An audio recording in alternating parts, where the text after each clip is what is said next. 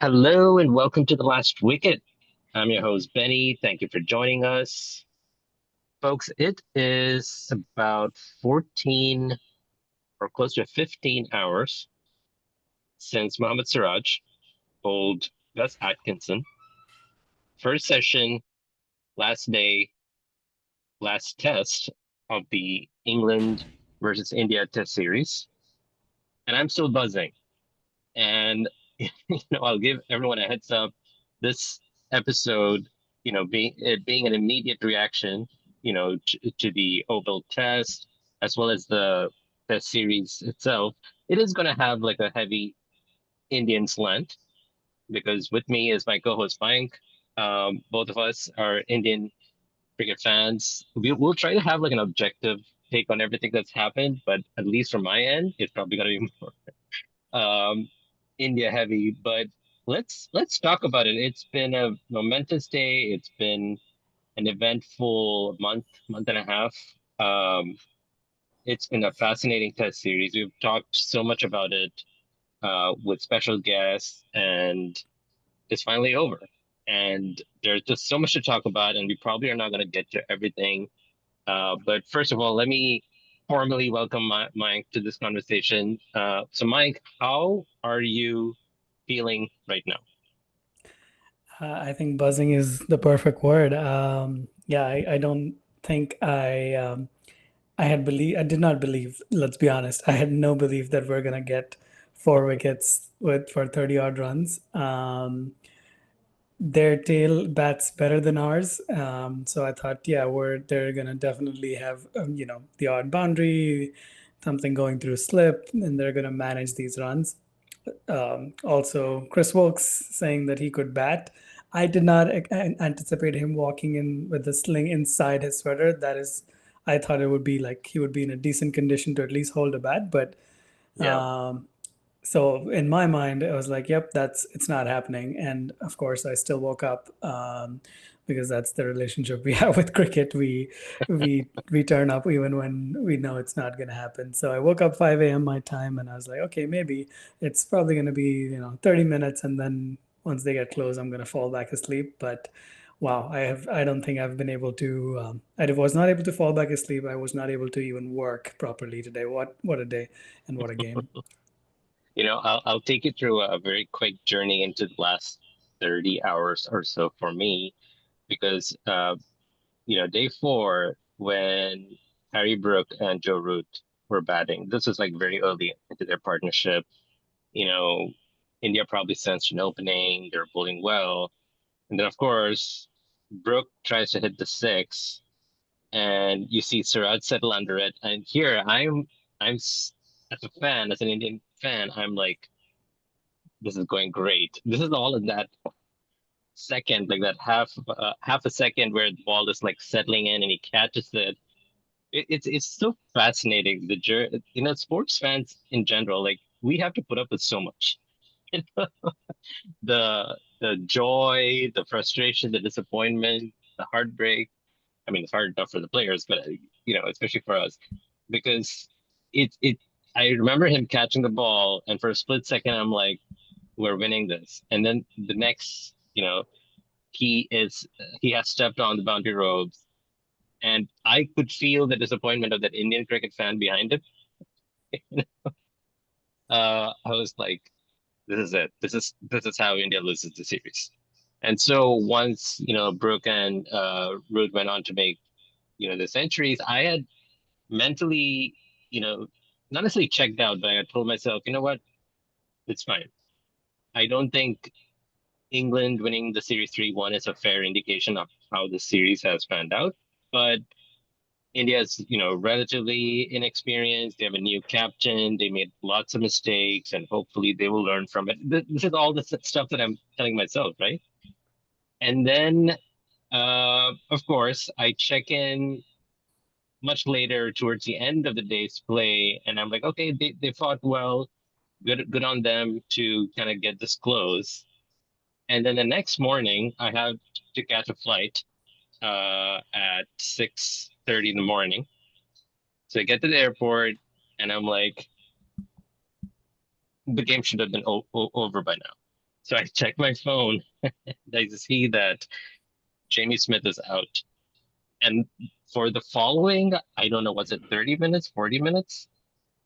I like I'm sitting in the airport, my flight is boarding, and I'm just so distracted. I'm not watching the game live because I'm just like checking, the live score, just like refreshing just to see, okay, come on, wicket.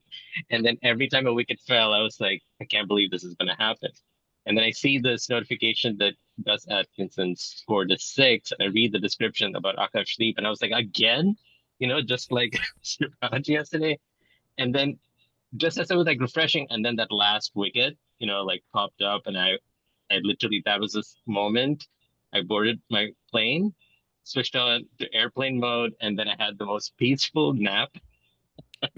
morning nap that I could. So that was the way I kind of like followed the conclusion of this game, and it reminded me of another one that I was so invested. And this is kind of like the opposite time of the day, but this was like closer to midnight when, India sealed that run chase at the Gabba in 2021.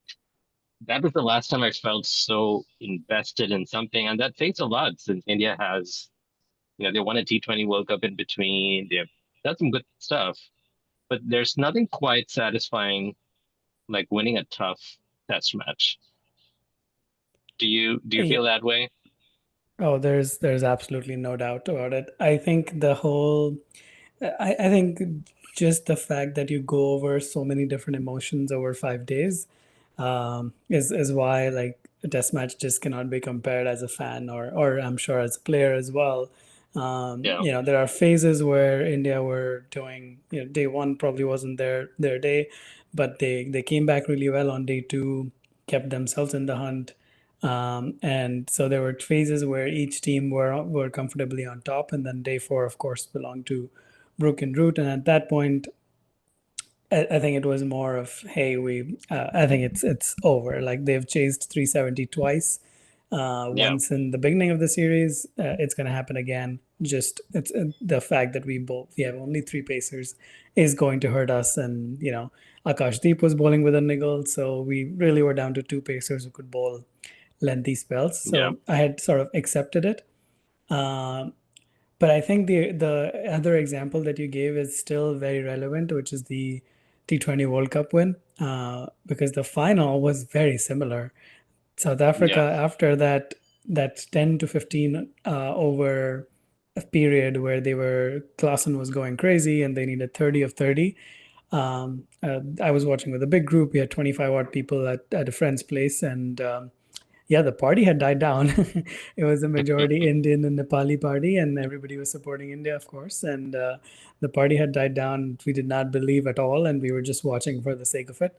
But yeah, that was an unbelievable comeback, and this is probably just as great. The fact that we've brought it back from 303 for three or 330 for four to beat them by 6 runs, it's just unimaginable. From Virat Kohli's MCG 6 against Pakistan to Bumrah's stump-destroying Yorker to Ollie Pope. Incredible things happen on the cricket ground. We also get iconic lines off it, like Siraj saying, "I only believe in Jassie Bye." There are so many incredible moments that cricket fans just never forget. And now you can wear them on your chest. Free Hit Gear has launched a line of amazing t-shirts and hoodie designs. Passionate fans in India can order through their website, freehitgear.com, while fans abroad can use Free Hit Gear on the Etsy store to have items delivered to them. Order now with the code GOODAREAS, all one word, to get a limited time 15% discount, and you can wear a t-shirt like this one right here. Yeah, and since this is like an immediate, this episode, the whole idea is to capture our immediate reaction, right? So we're not talking about nuanced discussion or nuanced analysis. And the reason I say this, it's important because in probably about a week or two, once emotions have like died down and we're able to be more objective in assessing how this series turned out for India, we're going to look at a lot of the ways that India actually let go of many opportunities to actually win this series. You could argue that they could have won the first and first and the third test, right? Yeah, first and third test. So this could have been 3-1. Of course, now England can also say the same, which is the beauty of this test series, honestly. So so since we're talking about immediate reaction, so let's get our thoughts on now that the series is over.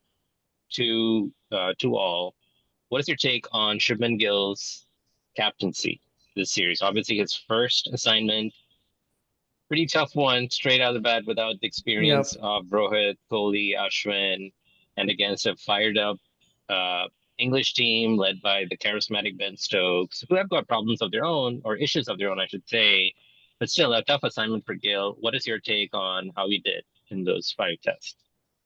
I mean, I think he's done really well. One aspect of it is these were also very unforgiving pitches. So the fact that he had to really just play around with the bowlers and make sure he's not, literally running them to the ground was Yeah, important. But even if you look from a fielding perspective, I loved the fields that were set for Duckett, even Bethel, Crawley in the fifth test, for example, second innings. Even let's just take the second innings for um, into let's focus on that. They started with a deep point for Crawley right away, and they said, "Yep, right. we will let you drive. We know that's your shot. With your tall height, you can get to the reach of the ball, but we won't let you leak runs."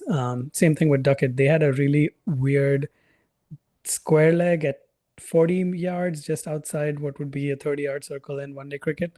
And that helped stop the boundaries. And that's why somebody as attacking as Duckett scored 50, but of 80 odd balls. So I think those were really small things. Like a lot of people will not remember that. But the reason it matters is, and again, they didn't need the second new ball because they thought the old one was doing a lot. So they didn't ask for it, but they got to the 80 over mark. And so let's say, the old ball had stopped doing something, they could have gone to day four, the new ball, and had one more crack, despite Harry Brooks' really quick flyer innings. And that was only possible because they made sure the runs did not flow too much apart from that second session on day four. So I, Yeah. I think he's grown a lot as a captain. Um, yeah, I think there's only positives to say about that, and I think one good thing about this is also sometimes when you have a really brand new captain, um, there's a sense of it's okay to ask questions, and I think that's where I saw him talk to like KL Rahul all the time. If he had to Yeah. go out and go talk to Gambhir in the dressing room or just needed a rest for a couple of hours, KL Rahul would captain, and when Rishabh Pant was not on the field. So there's a bunch of two, three people who are very comfortable with each other, and they're obviously talking to the bowlers, Bumrah when he's around, and yeah, it was really positive. I think it's his captaincy improved a ton over the series, and it's early days. I'm sure he's going to get better and better.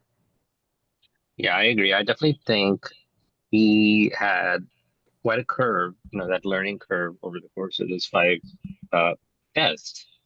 And the one thing that really helped him, I feel, was his own batting, right? I think it would have been even harder for him to really assert himself, to assert his leadership if he was just getting out for like 5 or like 20 and 30, all this stuff. But the fact that he started the series so strong, um, I think that straight away gave him a lot of like street cred, among his team. Like, okay, he's going to be a performing captain, not just, a captain on the field. And even in terms of the way he carried himself, you could see a more confident and more self-assured version by the time the Oval Test ended. Now, obviously, he's got a long way to go. He's going to have, more tough days, in future series. Some high moments will be there for sure. But I think he seems to be the kind of cricketer who will only continue to improve and get better. And it also helps that he's like, he's led Gujarat Titans for 2 years now, I think. So he's slowly, building up his captaincy tenure or captaincy skills, I should say, in both domestic and international levels. So I'm really excited. I think the ceiling is really high for him. Just leaving his batting aside as a captain, I'm really excited to see where he is. Um, but it's also important to note that for a young captain like him, he needs the right people around him. in terms of the team management. And Gautam Gambhir is someone who loves to be in the news one way or the other. We've talked about this when he was appointed the coach, that it's either going to be amazing or it's going to be disastrous. And I think he's managed to do both. The home test series loss to New Zealand, probably the lowest of the lows.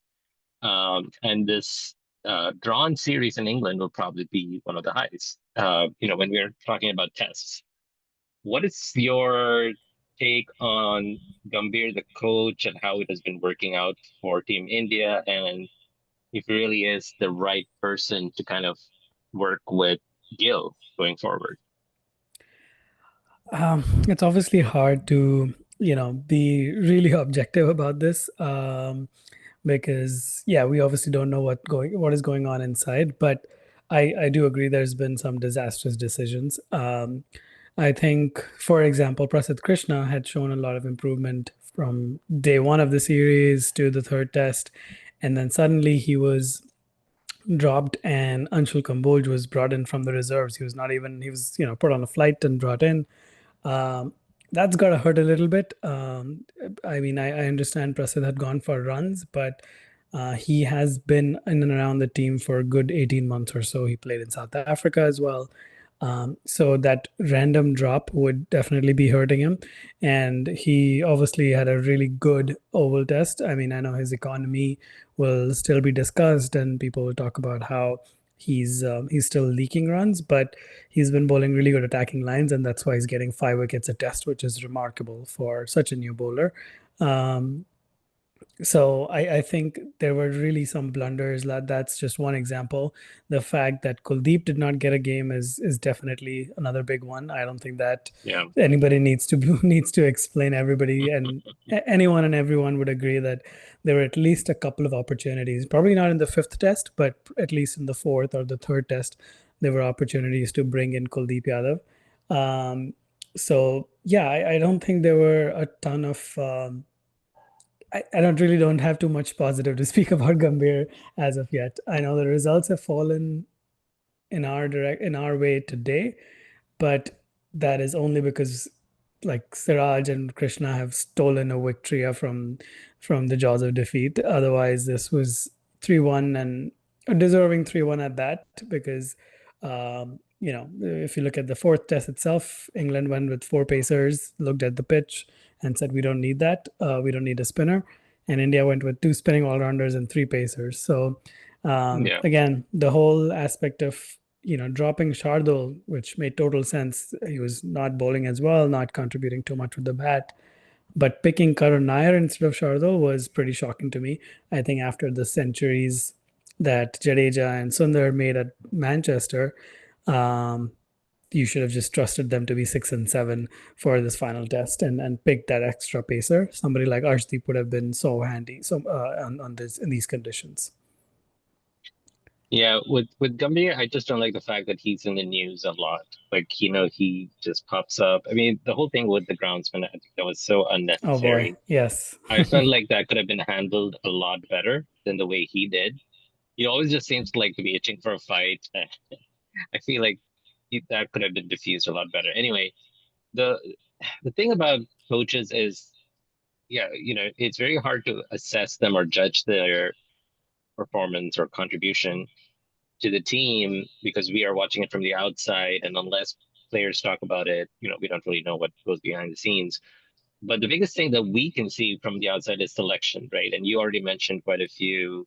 Um, Kuldeep not featuring in any of the tests, um, in this series is, it reminds me of this whole Ashwin overseas thing. It's like, how do you fit him in? Or, it's about the conditions, it's about the balance.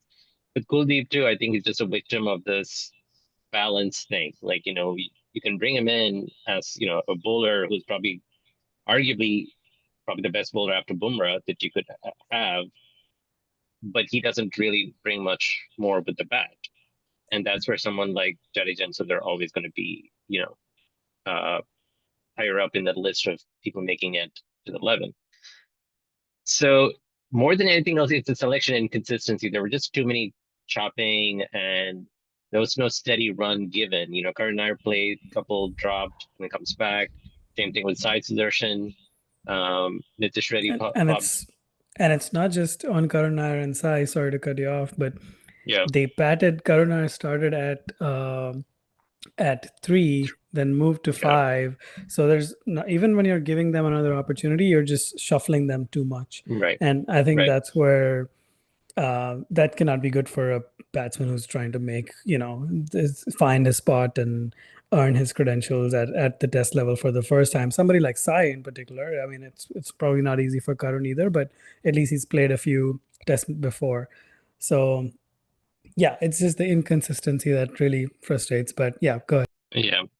No, I just think his job has probably been saved by Siraj, because I think if India had lost the series, I I wonder if the board, the BCCI would have considered maybe we should have like two coaches, one for tests, one for limited overs. But I think he's got some extra time now because of you know India's exploits in the last two tests. But I'm sure we'll get a lot more stuff to talk about Gambhir, because he's the kind of person who can be, sitting quietly on the sidelines. He's always going to be in the news somehow. But let's talk about the players. Obviously, some standout performers for India. Who are the players that impressed you the most, and anybody who's kind of been a disappointment, or just like surprisingly did not perform the way that you expected them to?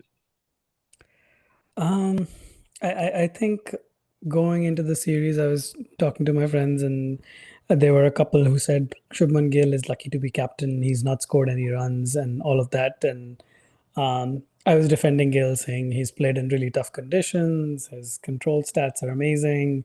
I think it's only a matter of time when he gets in a big series. Uh, but even I had not imagined a 700 and something Yeah, run series. This is a spectacular series. Like the conditions again have been flat in, I would say, maybe four out of the five tests, maybe three and a half tests at least. The conditions were very batting friendly. Second highest aggregate in a test series ever. So overall, both teams scored a lot. But even then, to score this many runs, um, just the appetite of to score 430 runs in one test, that was just staggering. So Shubman Gill definitely, 10 on 10 as a batter. He just, even in innings where he didn't score big, like the first innings of the fifth test, he looked $1 million. Like he was hitting the ball yeah, so brilliantly.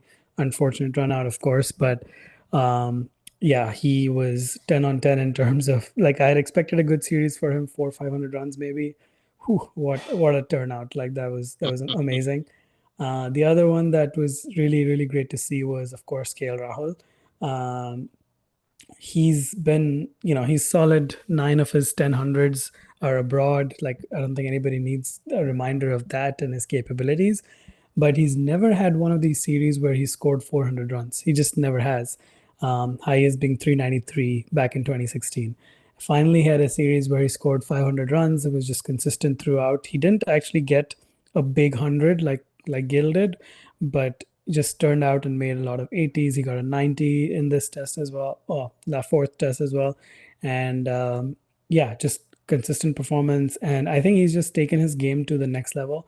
I don't mean just Test cricket. Like if you look at Champions Trophy, he just turned out every game and played that finisher's role, despite changes to the order, Rishabh Pant coming in and out, all of that. Like nothing mattered to him. So he's just gone into this Zen mode where he's just enjoying being out in the middle with the bat and having a great time. So fantastic series, and yeah, with him and Yashasvi Jaiswal, who by the way didn't have a bad series. It was just under par yeah. considering his high His standards. potential. Yeah, Yeah, considering his high standards, it was an under par series for Jaiswal, but it was not a bad series at all. So both of them really have sealed the opening spot for India, and yeah, I think we're in really good hands for the next 4 or 5 years from that opening stand perspective. yeah. Um, but of course, we have to talk about Siraj, don't we? um, what are your thoughts on Siraj? So first of all, let's give a shout out to your t-shirt. store that you're running. And I think I mentioned it before. I bought a t-shirt from your store, which is basically Bumrah. It's a Bumrah t-shirt, but based on what Siraj said, I only trust in Jesse by.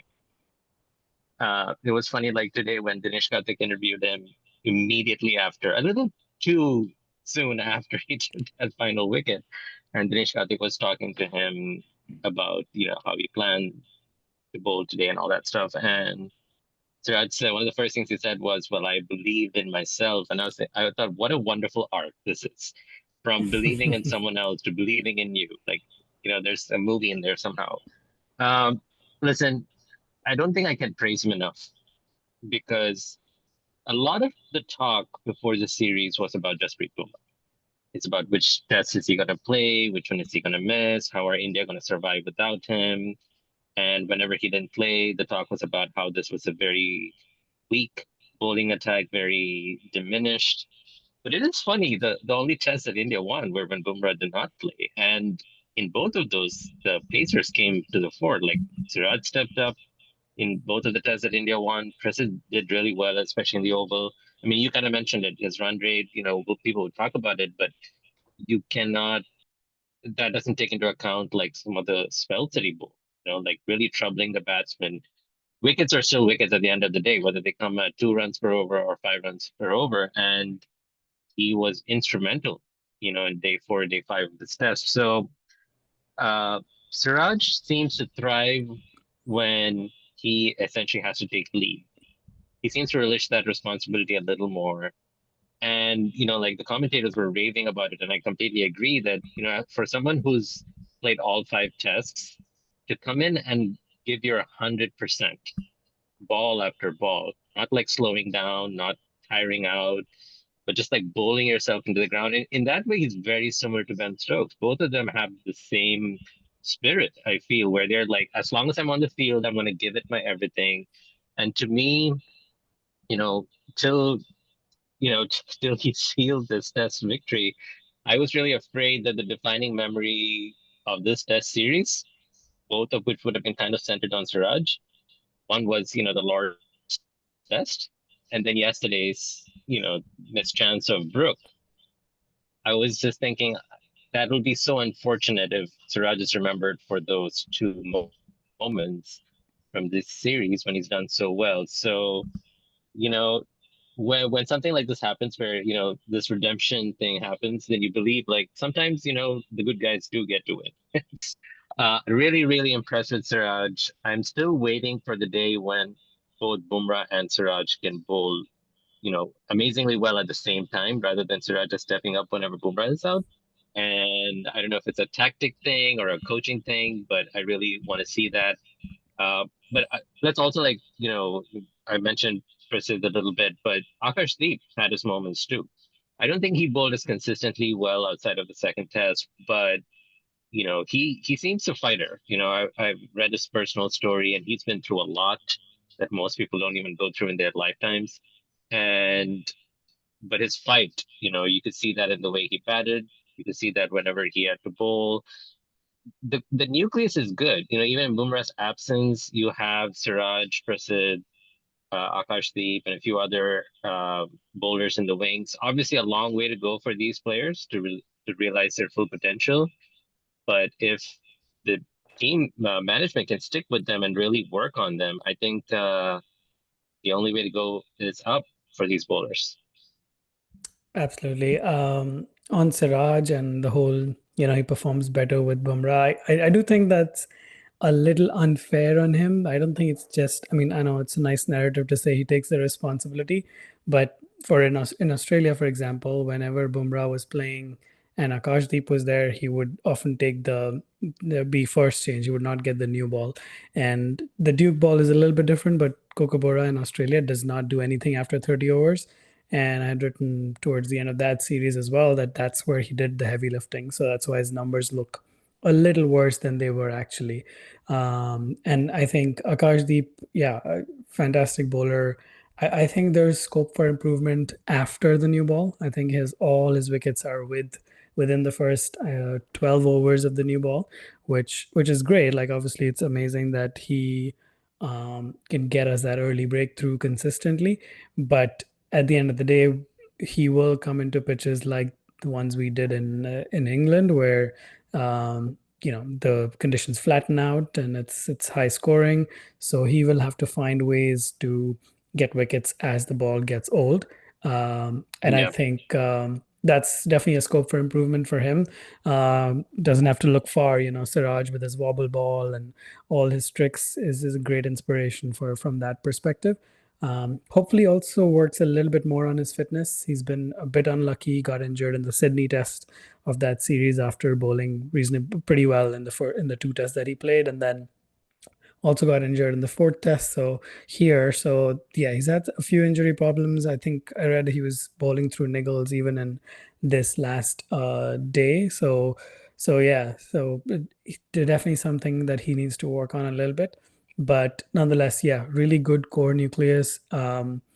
When we talked about Rahul Dravid as the coach and him phasing out the likes of Ishant Sharma and Umesh Yadav, you can see why. Like there clearly is a lot of talent here, which can be groomed over the years. And yeah, they're all 28, 29, so they hopefully have at least good 5, 7 years ahead of them to develop into really good talents. And then there's support staff, there's support bowlers like Arshdeep and Harshat Rana, and hopefully Anshul Kamboj also gets a chance. And not a forgettable debut, but nonetheless, hopefully those three youngsters who are all 25 or below will also groom alongside and form a great nucleus. You know, this series wasn't really a memorable one for spinners, right? We talked a lot about the fast bowlers, but the two spinners who kind of did a lot of work with the bat, Jadeja and Sundar. Um, I was just thinking, man, Washington Sundar has got quite a few games in this series. Ashwin would have died for this. He would have died for a chance to play. But of course, a big part of Sundar's attraction is the fact that he bats really, really well, comparable to like top order batsmen. Uh, so talking about players who impressed me a lot, I have to mention Jadeja and Sundar as well. I mean, Jadeja, first of all, incredibly consistent. He could have led to what would have been probably the most memorable overseas win for India if they had stolen that win at Lords. But even otherwise, consistently just turning up, rescuing India with the bat. And obviously, he didn't get like too many long spells with the ball, but same thing with Sundar. He got more opportunities to shine with the bat. What happens from here on, though, for as far as the spin attack is concerned? Because Jadeja, for all his exploits, he's not getting any younger. He's probably got another year or two at the most. Sundar is good with the bat. He obviously had a very good home series with against New Zealand, but his bowling overall, I think there are still a lot of questions about if he can be like a frontline spinner. Do you think this series gave any indication about how India's spin attack will shape up, or was there just not enough to go off of? I think there was enough actually, because yeah, you're right. They did not get long spells because conditions weren't necessarily right for them. There were obviously a couple of flat wickets where they bowled a lot when they needed to give the pacers a break, but otherwise they were more or less hiding in the field and showing their skills with the bat. But even in those moments, Jadeja and his consistency is well known. He's been around for a long time, so his bowling was not a surprise to anyone. But Sundar, I think he's been such an improved bowler. I think back when we won the GABA test, um, he was picked because obviously Ashwin and Jadeja both were injured in that test, and he was preferred over Kuldeep in that test. Kuldeep, that was one more series where Kuldeep did not play a game, and interestingly, in that series, I remember him getting Steve Smith out and thinking, wow, that was a bit of a lucky dismissal. He's obviously talented youngster, but he's not a test level spinner, just frontline spinner yet. But I think the drift that he's gotten so good at, There was a ball that he bowled to Ben Stokes where it drifted 5.2 degrees or something like that, highest since they've been recording data in England. And so yeah, just that made Ben Stokes look so silly. Like he looked so confused as to what happened there and I was mean, out he does it all LBW. the time anyway, but Yes, that is also fair. But in that case, I felt a little bit bad for Ben Stokes because that ball actually would make most batsmen look really ordinary. Um, and so I think his bowling has come a long way. I was, last night I was just writing my thoughts before this final day happened, and I do think that India have a crazy good domestic setup. Like if the test matches that they play in India, they can afford to bat Akshar at six. Who people have forgotten about Akshar Patel because there's I know. so many great talents, but he's not going anywhere. He's a really solid player, both with the bat and the ball. So I think we can afford to bat Akshar at six, or if they want Jadeja at six, Akshar seven, Washington can be eight, Kuldeep can be nine, and then you still have space for two pacers. So that's a Right. long lineup that you can have, and in India, you would trust, unless they continue to make really spin-friendly wickets like they've done in the last, 2 to 3 years. You would trust the top six batters to get the job done, top five batters. So yeah, it'll be. I think that'll be a really, really strong, lineup to field an Indian test, and then of course abroad. Um, Hopefully they'll find ways to pick Kuldeep more for sure. I'm not sure Right. Akshar really gets in until Jadeja retires. That's going to be a challenge. I don't think it's likely we'll play, at least in, maybe in Sri Lanka we might, but for New Zealand, India, New Zealand, Australia, South Africa, England, like, and West Indies, like those pitches are probably not suited to have three spin all rounders ever. So yeah, Akshar probably still has to wait until Jadeja's done to find a test spot abroad. I would also like to see Nitish Reddy given more chances because if he can really, he showcased it in Australia a little bit, his batting skills, but if he can really show that he can be in the team just based off his batting alone, then, in conditions which are more seam friendly, he could really offer that much needed balance, which is what they attempted in this series too. But I hope they persist with him because India's not exactly brimming with, pace bowling all rounders at the moment. So I think he needs to be given a chance. We didn't even talk much about Rishabh Pant, till before he got injured. He was pretty good as well. Um, did he score like 200s in the four test? So he's been really solid too, and I was worried his absence would be felt in the fifth test. I mean, Dhruv Jurel didn't really do anything dramatic, but he also did not harm India's chances, I felt, which is fine. But I do want to talk about the players that I was kind of disappointed by, or just, I felt like they didn't really contribute much. Um, on the bowling side, obviously, India tried Shardul Thakur for a couple of tests, which, I love Shardul because he was, one of the instrumental figures in that amazing series win in Australia a few years ago. I almost feel like we're still coasting on that memory. Um, I think it's probably time for him to kind of be phased out as well. I think he's doing well in domestic cricket, but obviously it's not translating to international cricket anymore. And obviously, another big question was who's going to fill the shoes of Rohit and Virat in that top order. Obviously, India tried Sai Sudarshan and Karun Nair. I think both of them have like 150 each from this series, but watching them bat did not inspire a lot of confidence. Um, but again, for one player, he's very young, first overseas tour. For another player, older, he's making a comeback after a really long time. Um, I don't know how, given the selection inconsistencies we've talked about already, I don't know if they'll get a chance again anytime soon. Um, but I really hope they give these two another chance, like in home conditions against slightly easier opposition, just to see what they have. Um, I was disappointed that they didn't go on to make more runs, but what did you make of Sudarshan and Karun Nair this series? Yeah, I think I was very surprised that Karan was picked in the first place. India don't usually recall 34-year-old batters after they've been Yeah. dropped in test number of years ago. Yeah. Do He you think it was did. a knee-jerk reaction to losing Virat? I think it was a bit of that, but I think he did have a lot of runs in domestic. He scored 100 for India A, so he definitely pushed his case. He did everything he could to push his case.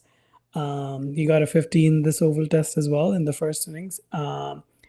So yeah, I don't know if I think Karan Nair is going to get a turn. I think this might be the end of his test career, very frankly. Um, Unfortunate because it didn't feel like he got even four consistent opportunities. He was shuffled around, he was dropped, brought back in a different position. So it is a little unfortunate, but professional cricket is tough. And then Sai Sudarshan, I think he'll be persisted. Um, he showed glimpses of being solid and playing that role that, consuming balls. He was like 30 of 70 balls on a couple of occasions, which in conditions like this is useful. Like in conditions like Australia, it's useful. That's the sort of the role that Pujara used to do, and people would think he needs to bat faster. But truth be told, it made it easier for 4, 5, 6, with the older ball to come in. So I do think there's scope for that, but there's so many great talents. Dhruv Jurel looks incredibly solid, even though he scored just 30 odd in that fifth test. He looks really solid. I think there's potential that he can play as a batter, or maybe he keeps if Rishabh Pant is not fully fit. Um, and then there's also the likes of Sarfraz Khan and Shreyas Iyer, who are not even in the squad. So there's so many batting talents. I really do think that Shreyas Iyer is somebody who can be persisted with. He's a quality batsman, has the temperament to succeed at the international level. Sure, he has the short ball issue, but I think if he's batting at five, which is really or six rather, because five is Rishabh Pant, that is not a position that he's going to struggle with. There's a chance he might come up against the second new ball, but apart from a short ball, he should be able to manage in most conditions. So I do think there's scope of that. Sarfraz again continues to pile runs. He's become fitter and all of that. So I don't think he's Yeah. super far from the conversation. Um, but yeah, there were a couple of other names also tried in Australia. Padikal was played in a couple of games, so there's a lot of good names there. So I definitely don't see Karan Nair continuing on. On the Shardul Also, point, though, yeah. one thing on the Shardul point, it's interesting because you're right. Like that Gaba test tempted India to try him and keep him around. And at one point, he had this crazy record that whenever he would play, India would win.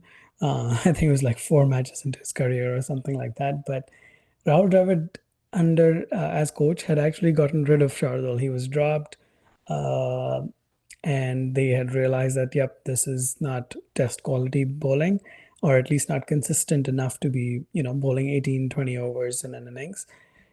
I think what's ended up happening is he goes back to domestic cricket and he bowls with the new ball, or he bowls first change, where he does really well. But for India, he's never going to be that first change bowler. There's already Siraj, Akashdeep, and Prasid, of course, Bumrah when he's available. So he's really going to be coming in around the 35 over mark.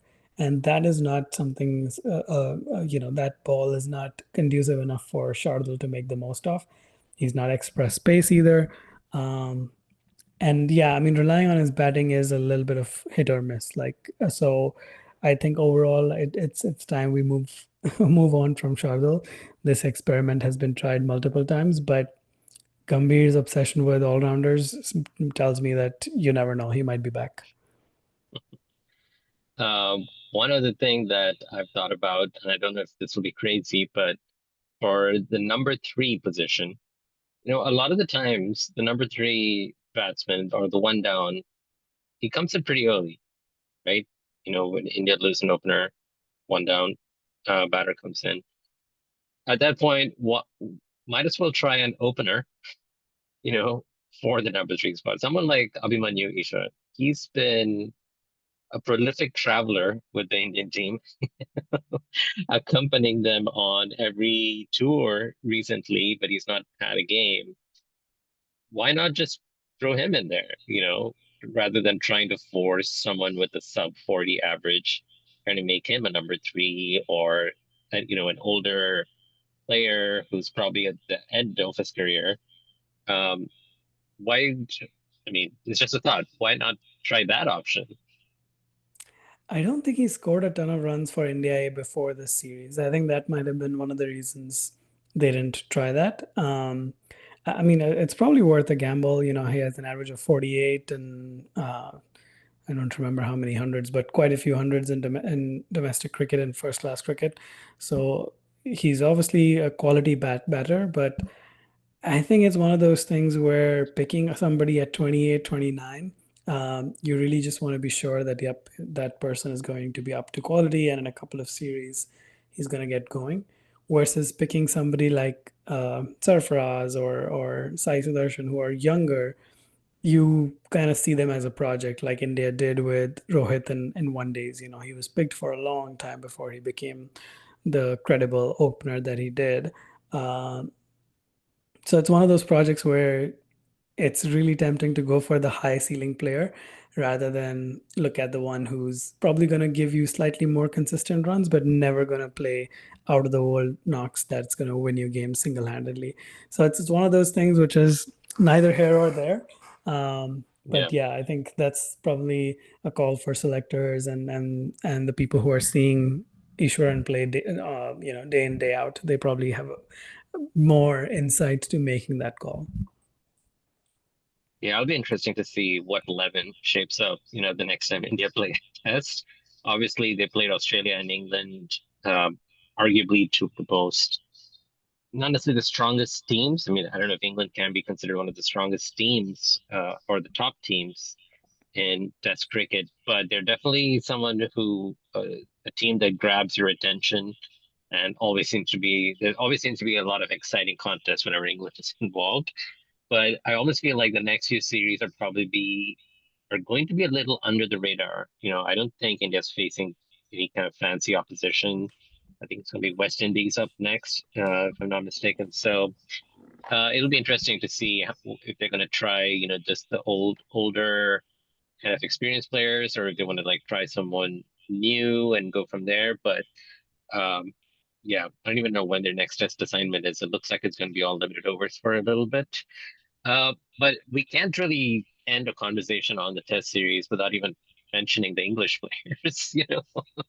They obviously, a lot of them had brilliant run themselves. Joe Root proving to be, is he the best batter of this generation? I think it's best test batter of this generation. Is that fair to say?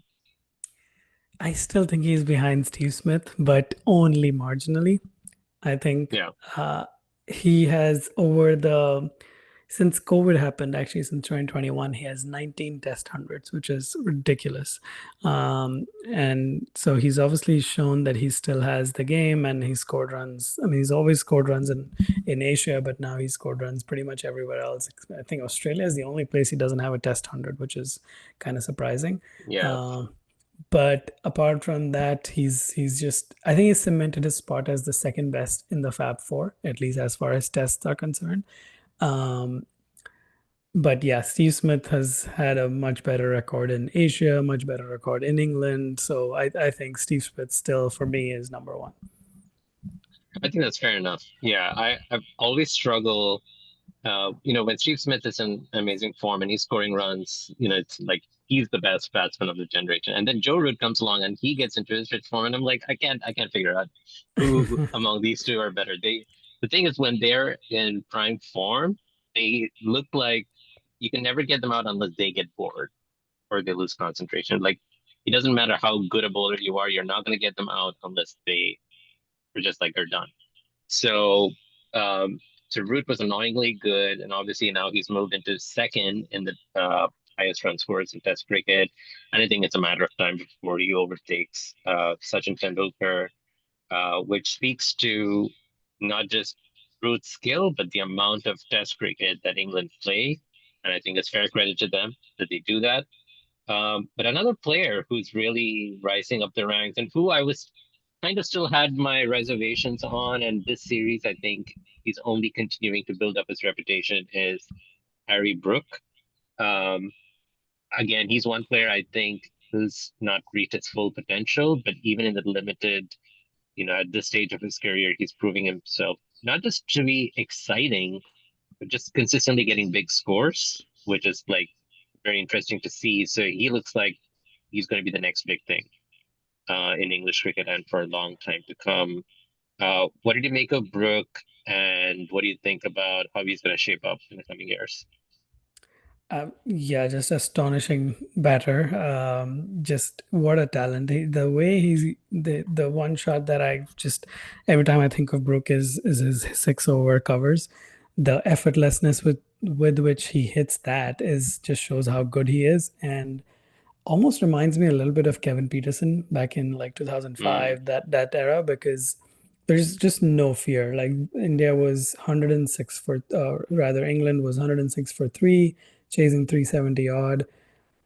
Basically, they were four down because Chris Wokes was not going to bat, and he comes out and plays his strokes and takes his chances. Obviously, had a little bit of luck with Siraj stepping on the boundary, but other than that, it was a really good innings where he was, taking on the bowlers and just pushing India back. And it took a session and a half to completely change the whole the way the game was going. So that is astonishing ability. And the shots that he played, like I think Akashdeep was bowling an over to him where he got driven through the covers, and Akashdeep made a slight adjustment, gave him slightly less room, and he smacked him through mid wicket. And it was not a bad ball by any means, and it was just Brook and his ability to play some audacious stroke. It reminded me of, um, although it was in a one day, but Kevin Peterson switch hitting Muralidharan for a 6 over point. Um, at that point, that's the first thing I could think of, because my it was so audacious back in the day to think about hitting Murli first of all, and to hit him like that was unbelievable. And that is sort of the feeling that that Brook gives rather. He has so many runs in Pakistan. I'm a little disappointed that he didn't show up in India last time. Would have been a great contest mm. with Ashwin and Jadeja, and now he's not going to face Ashwin at home. But nonetheless, like really great talent, and you can see why him, Gill, Yashasvi Jaiswal, Pant are considered like, the big four, maybe with Kamandu from Sri Lanka, the big five in the next of the next generation. Yeah, and what I like about him is also, apart from his run scoring, is the way he carries himself. He can be a little bit prickly towards the opposition, but really, it's a lot of it is just like his confidence just pouring out. And I think it's only a matter of time before he replaces Ollie Pope as vice captain and eventually captain. I mean, he's already doing it in limited overs, Yeah. and I think he's just primed to be the next, the leader. Especially since Ben Stokes, I don't know how much more he has left in his tank, and I don't think Ollie Pope is. I don't even know if he's assured up his spot because he does score, attractive hundreds every now and then, but doesn't really inspire confidence when he comes to bat every time, unlike Harry Brook. So yeah, I think it'll be fascinating. I feel Shubman Gill for India and Harry Brook for England is going to be like, how it was with Ricky Ponting and, like the Indian captains of that era, like, those rivalries. I think Gill versus Brook is like the prime rivalry that we're going to see in the coming years. Um, Also, the banter between the two teams, obviously, whenever these two teams play each other, there's always a little bit of edge, just a little edge between them. And there were so many memorable moments. I don't even know which one to pick, be it the whole, that final, you know, it's Lords, right? Where Shubman Gill and Zach Crawley, Yep. Ben Duckett getting involved. And even in this test, how the English fielders were goading, Sai Sudarshan to take a review. There's just like so many moments from this, and obviously none of it, at least in my opinion, didn't cross the line.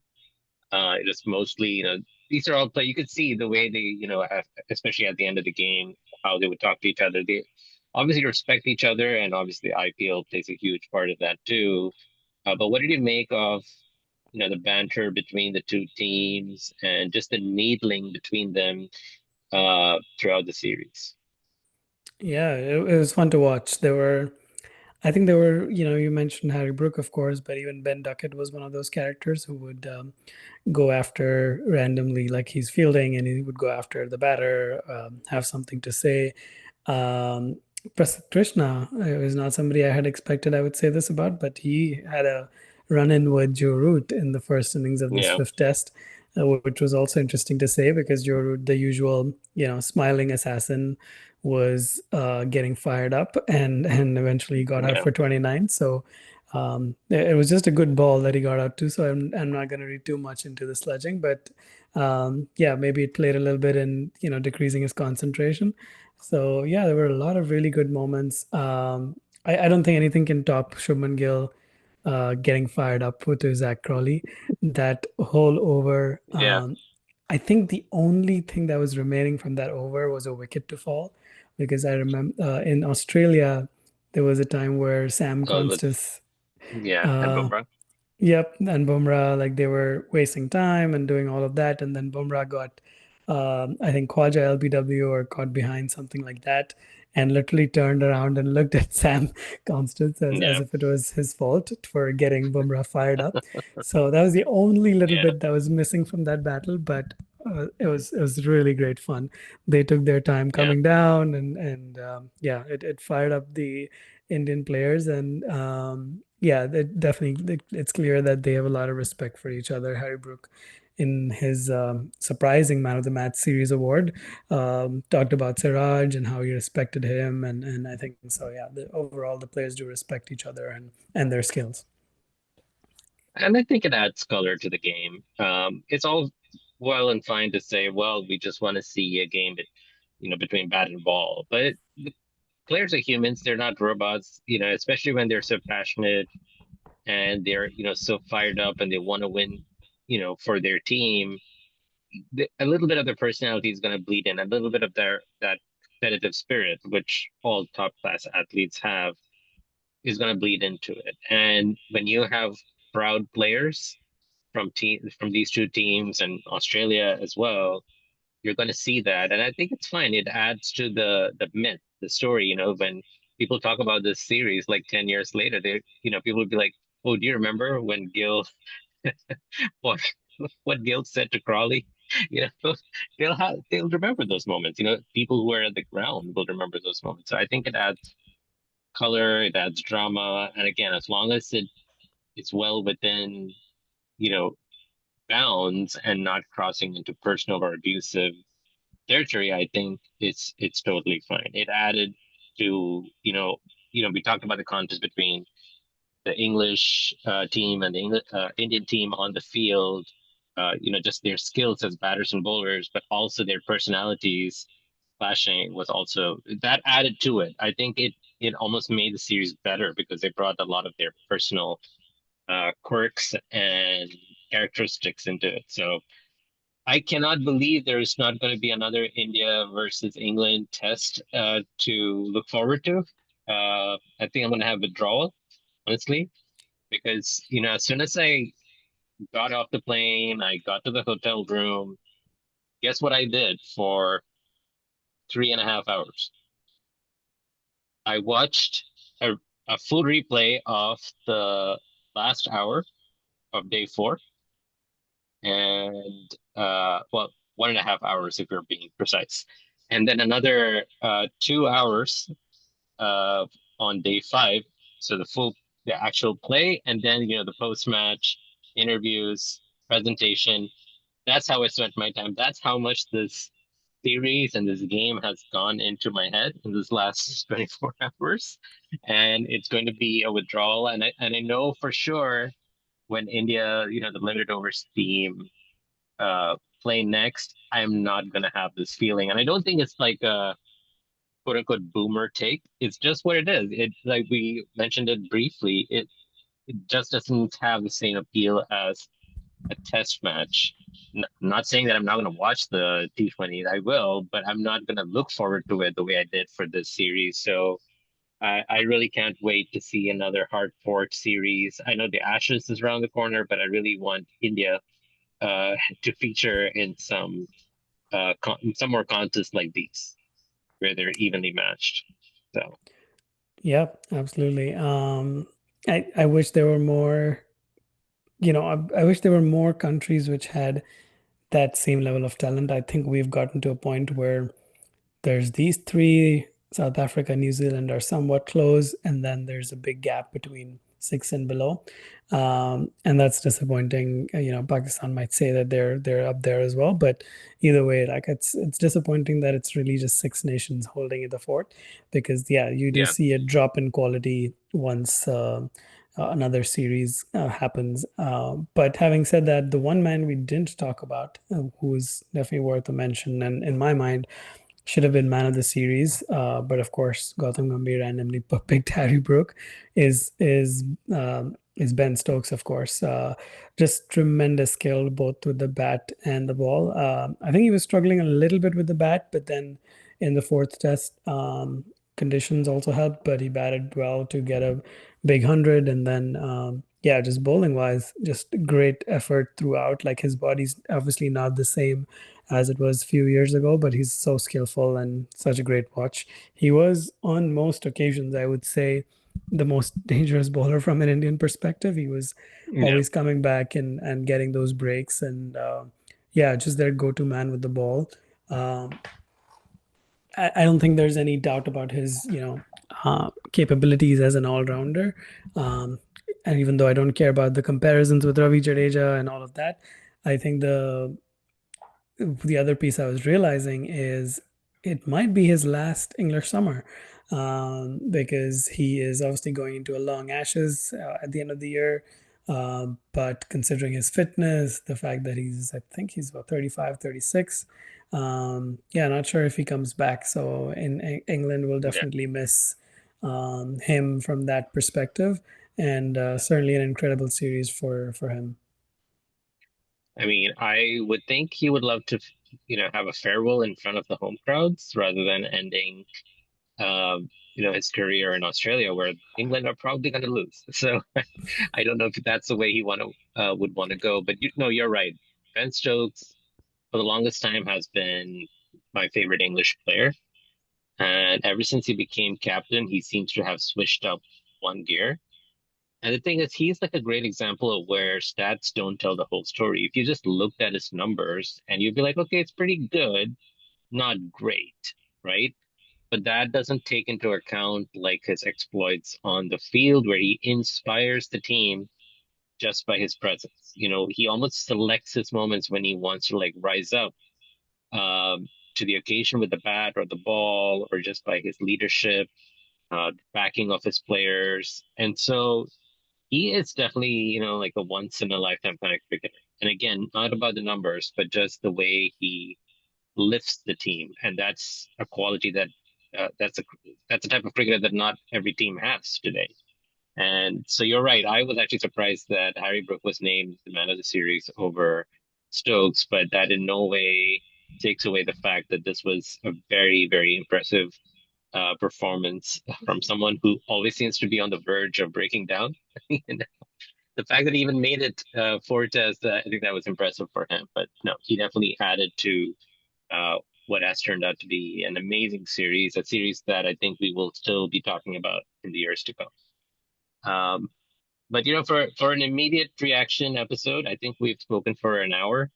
And so we should save a lot of this stuff for future episodes as well. Maybe we should get Ben Brettel back or, another Englishman on the podcast to kind of do a more analytical and a detailed look at this series because I think there's just so much to talk about. We really scratched the surface on every single point. But Mike, thank you so much for spending some time breaking this momentous day and momentous series with me. I'll just end with what Gail Rahul remarked on, when he talked to Dinesh Karthik at the end of the play. He said, at the end of the day, it's a drawn series. India didn't win this series, but it does mean a lot to the cricketers and the fans that given the inexperience, given that it's a new captain, given that they're playing in England where they don't always win consistently. It's funny we take it for granted now, but I remember the days when India won. like a test overseas, it was like they actually won. Like that's incredible.